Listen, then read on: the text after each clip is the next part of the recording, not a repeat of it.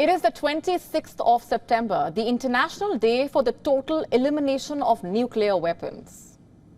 It is a day observed annually as a reminder of the biggest threat to humanity, the threat of nuclear war.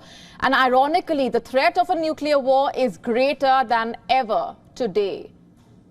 Amid the war in Ukraine, the Russian President Vladimir Putin has issued the biggest nuclear warning yet. He has vowed to expand Russia's nuclear policy. He has suggested a new criteria that would warrant a nuclear response. The Russian president said, and I'm quoting, aggression against Russia by any non-nuclear state supported by a nuclear power should be treated as their joint attack, quote unquote.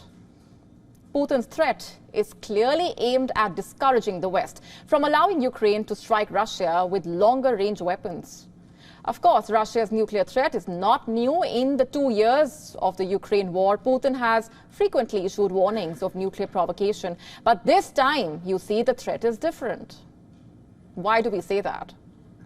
If earlier the doctrine stated that Moscow could use nuclear weapons in response to an enemy's use of weapons of mass destruction, now Putin's proposed nuclear policy seems to suggest that the threshold has been significantly reduced.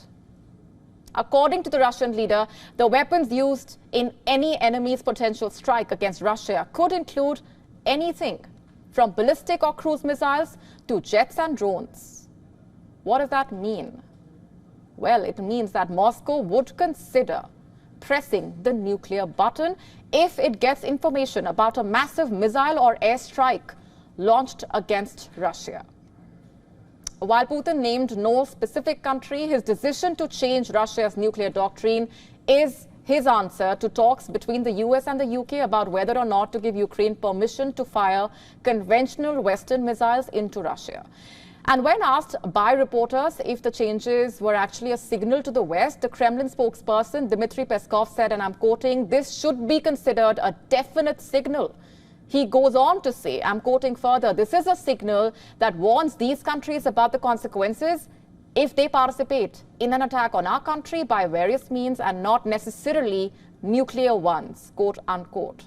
Not necessarily nuclear weapons. Just to put it simply, Russia now sees even conventional Western weapons as an existential threat. As per the Kremlin, the world is witnessing an unprecedented confrontation which Moscow blames on the direct involvement of Western countries in the Ukraine war. Remember, Russia is the world's largest nuclear power. And if you are wondering just how many nuclear weapons does Russia actually have, here's what we know. Russia has the world's biggest store of nuclear warheads. Putin controls about 5,580 nuclear warheads. Of those, about 1,200 are retired but largely intact. Around 4,380 are stockpiled for operational forces. And of the stockpiled warheads, 1,710 strategic warheads are deployed. About 870, I repeat, about 870 on land-based ballistic missiles, about 640 are on submarine-launched ballistic missiles, and about 200 at heavy bomber bases. These aren't just numbers, by the way. It basically means that Russia has enough nuclear weapons to destroy the world completely, many times over. Therefore, Russia's warning should not be taken lightly. You see, Putin no longer views a nuclear warning as a deterrent. For several months, Russia's hawks have been calling for toughening the nuclear doctrine. They have criticized the current nuclear version as too vague or too weak. They argue that in order to deter the West from sending more weapons to Ukraine, Moscow needs to signal the world that it will use its nuclear weapons. Of course, one can argue who really wins in such a scenario. But the proposal to expand the nuclear policy appears to significantly broaden the triggers for possible nuclear weapons use. Russia is essentially warning the West that it will press the nuclear button to any aerial attack. It is aimed at making the West more reluctant to allow Ukraine longer-range strikes. Ukraine has, for that matter, repeatedly struck Russian territory with missiles and drones in response to Moscow's attacks. But Russian war bloggers say Putin has long demonstrated a rather reserved position on the issue of nuclear weapons.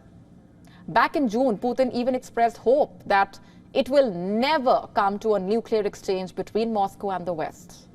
He had said that Moscow has no reasons to even think about using nuclear weapons. Not just that, he stated that Russia did not need to launch a preemptive nuclear strike since the enemy is guaranteed to be destroyed in a retaliatory strike. He did not, however, rule out changes to the nuclear doctrine.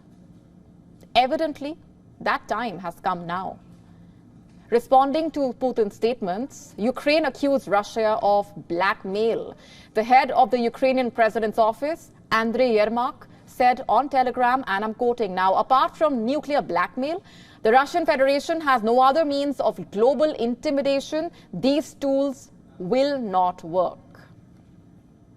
The potential consequences of Russia's nuclear doctrine changes are deeply concerning if Russia feels provoked enough to strike with nuclear weapons. The damage caused could be far worse than what Ukraine has seen in 2 years of the war. Not just Europe, but Russian nuclear attack has the potential to have catastrophic effects on the entire world. Can Western leaders work towards de-escalation is the question. Can the West find a peaceful solution to the Ukraine war before total devastation? To stay up to speed with the latest news, download the WION app and subscribe to our YouTube channel.